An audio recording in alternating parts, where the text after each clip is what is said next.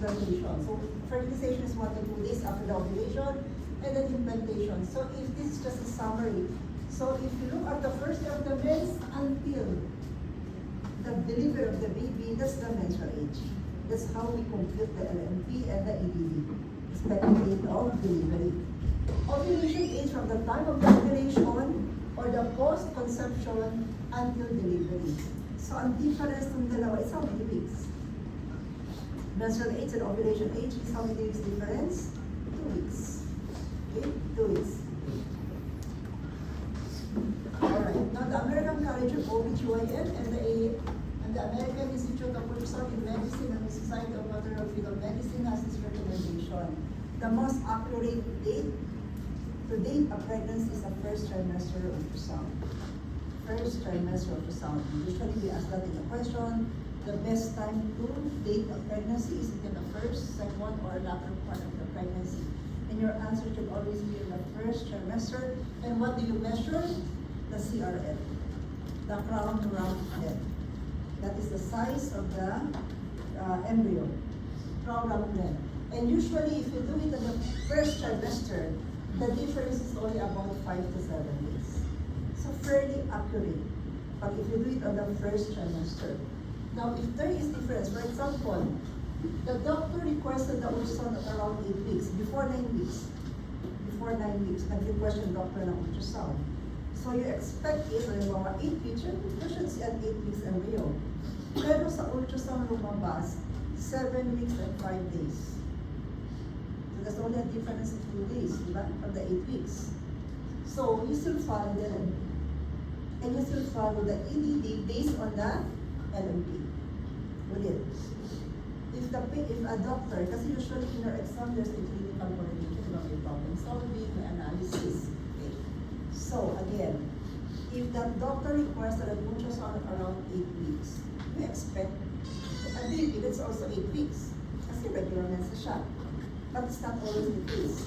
For example, the ultrasound showed 7 weeks and 5 days. You will not change the AOG, you will not change the EDD because the difference now is 2 days.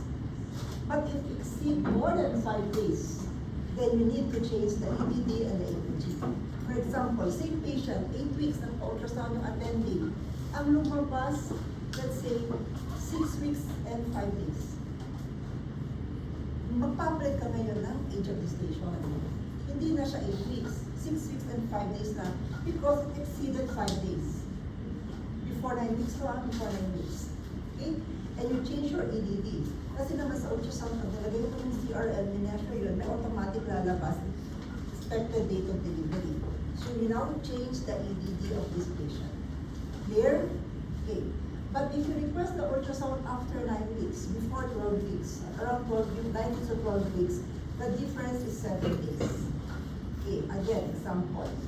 You have a patient who requests you who had an ultrasound at 11 weeks. The report of the ultrasound is 10 weeks and 2 days. That's how many days difference? 5 days. So pwede pa. Yeah? So hindi mo pakalitan. Same EDD, reliable LMP. Only showing that the LMP was reliable. Kasi hindi siya nag-differ more than 7 days. But let's say, nag-ultrasound ka 11 weeks, the ultrasound showed 9 weeks and 2 days. Then, you have to change because it's more than a week difference. Clear?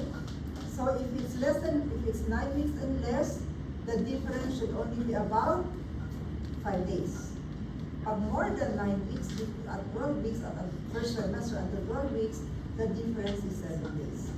So, if you exceed more than 5 days, and if you exceed more than 7 days, you change the EDD and you change the age of gestation. This is clear. No questions? Clear. Kasi ito ang example binibigay sa exam, no? We give examples na parang sa problem solving.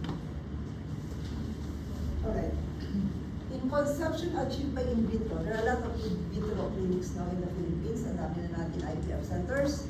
Ang kanyang age will be the embryo age or the egg transfer. Kung kailan nilipat yung egg, kailan magiging age ng pregnancy. and it corresponds to the embryo egg. Ang age, ano ang age ng embryo, nung nilipat, yun ang magiging age of gestation. Kasi these are the patients with infertility. So, bali, talagang stimulated cycle